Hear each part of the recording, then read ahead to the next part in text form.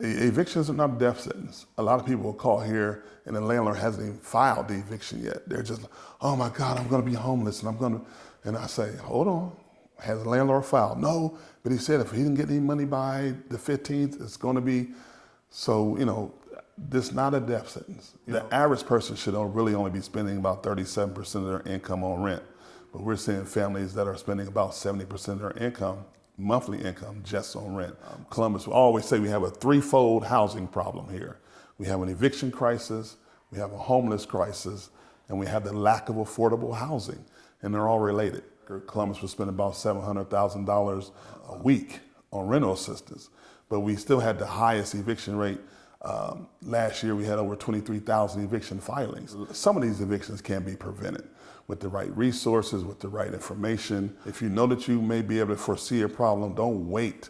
The average tenant probably waits about 60 days before they ask for help. And at that time, the landlord may not be willing to play ball, right? The number one reason people lose their housing is non-payment of rent.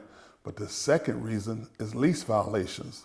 So just understanding what a lease violation is, if you're reading your lease, that's one thing. Make sure you read it. The landlord has to give you a 24-hour notice before they can enter your apartment. They have to give you a 3-day notice before they serve that eviction. A lot of people think they can only get rental assistance if they have an eviction filed.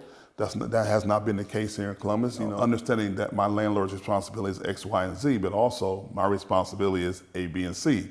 And that's where the big push for us at mediation is to make sure tenants are doing their due diligence and understanding their process in order to keep them housed. Because it's all about housing stability.